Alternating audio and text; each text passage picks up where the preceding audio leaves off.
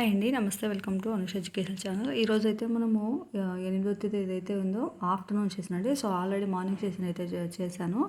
కొన్ని బిట్స్ అయితే మనకు రిపీట్ అవుతూ ఉంటాయి. కాబట్టి మనం ప్రీవియస్ బిట్లు ఎలా వస్తున్నాయి అనేది కూడా చూసుకోవాలి.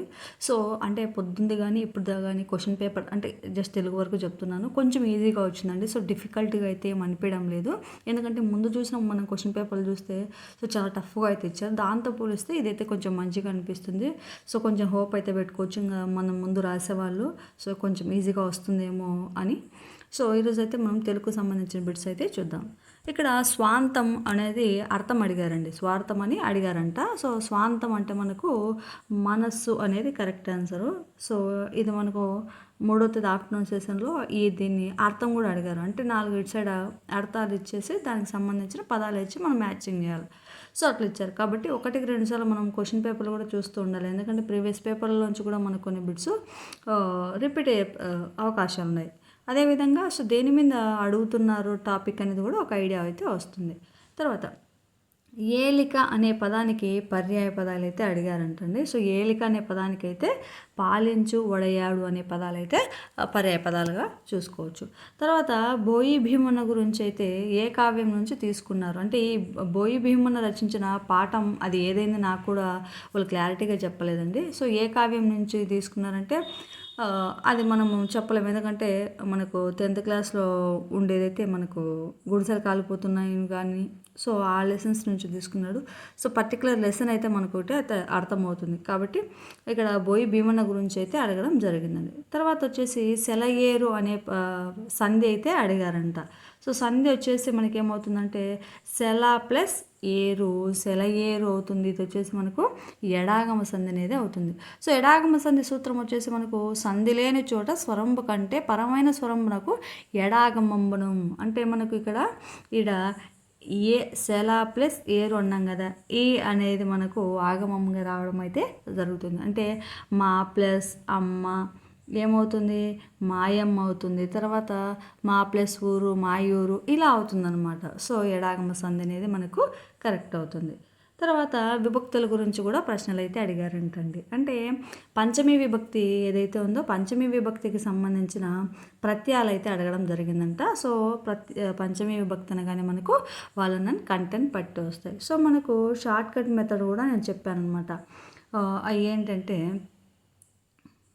డు, ము, వు, లు అయితే మనం నేర్చుకుంటాం కదా. డూమువులు కిన్ యొక్క లోపం. సో అలా కాకోకుండా షార్ట్ కట్ మెథడ్లో డు, ని, చే, కో, వా, కి, ఆ, ఓ ఇలా మనము నేర్చుకుంటే డు అంటే డూమువులు, ని అంటే నిన్నున్నాను, చే అంటే చేతన్ చేన్ తోడంతోన్, కో అంటే కొరకొనకై, వా అంటే వల్లన్ కంటెన్, కి అంటే కిన్ యొక్క లోపల, ఆ అంటే అందున్నాను, ఓ అంటే ఓరు ఓయి అని అర్థం.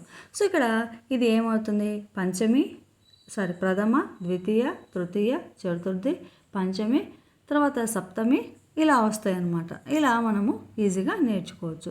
తర్వాత నేను చెప్తూనే ఉండాలని మనకి ఏవైతే అసమాపక కాలక్రియలు ఉన్నాయి కదా, ఈ అసమాపక కాలక్రియల గురించి మనల్ని బిట్ అడగకుండా ఏ క్వశ్చన్ పేపర్ అయితే ఉండదండి. సో ఎలా నేర్చుకోవాలనేది కూడా నేను వీడియో చేశాను చూడండి. సో క్వార్ధకము అంటే ఏమిటి, భూతకాలము అంటే జరిగిపోయిన కాలం గురించి తెలియజేసేదే మనకు క్వార్ధకము. దానిని ఏమంటారంటే భూతకాలక అసమాపక క్రియ అంటారు క్వార్ధాన్ని.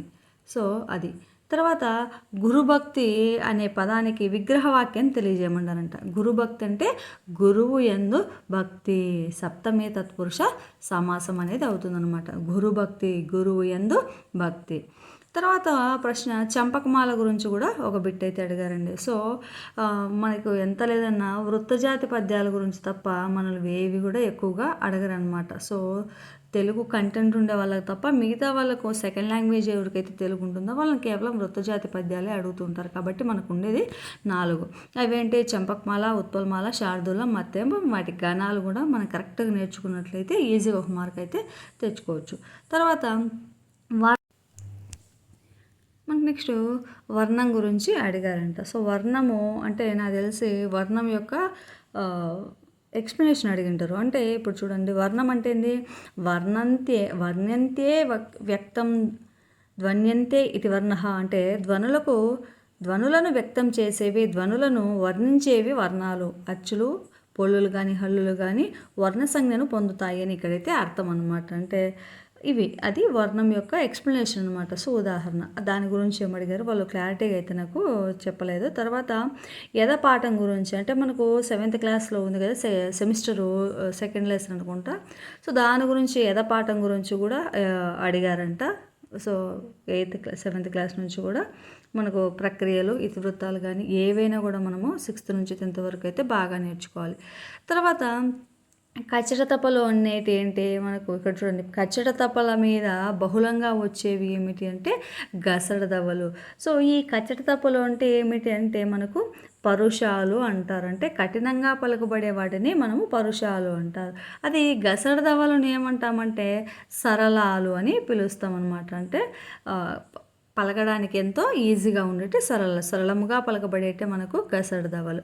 తర్వాత సామెత గురించి కూడా అడిగారంట. సో మొక్కై వ్రంగ అనేది మ్రానై వంగున అనేది ఈ బిట్ ఇచ్చేసి ఇది ఏమిటి సామెత, నానుడ, ఇలా మనకు ఆప్షన్స్ ఇస్తారనమాట. మొక్కై వంగ అనేది మ్రానై వంగున అనేది ఏమిటంటే మనకు సామెత అనేది కరెక్ట్ ఆన్సర్ అండి. తర్వాత తామర తంపర అనే జాతీయం గురించి కూడా అడిగారంట. సో తామర తంపర అంటే ఎంతో అభివృద్ధికి చెందింది అనమాట. ఇది తామర తంపర అనేది ఏమిటి అంటే మనకు జాతీయం అనేది కరెక్ట్ ఆన్సర్ అండి. సో ఇవి మనకు తెలుగుకు సంబంధించిన బిట్స్ అయితే. సో వాళ్ళకు మనకు గుర్తున్నంతవరకు చెప్పారండి. సో నేను అడగగా కానీ మనకు ఇప్పటి వరకు వచ్చిన వరకు అయితే సో చూసినాం కదా, మనకు 14-15 బిట్లు కొంచెం ఈజీగా అనిపించింది ముందుతో పోలిస్తే. సో మీకు ఎలా అనిపించింది అనేది కూడా ఒకసారి కామెంట్ చేయండి. సో ఈ ఎగ్జామ్ రాసిన వాళ్ళు ఎవరైనా ఉంటే ఇంకా ఏం ప్రశ్నలు వచ్చాయి అనేది కూడా ఒకసారి కామెంట్ చేయండి, చూస్తాము. అదేవిధంగా వీడియో చూసిన వాళ్ళకి ప్రతి ఒక్కరికి కూడా చాలా చాలా థ్యాంక్ యూ అండి. Thank you for watching videos.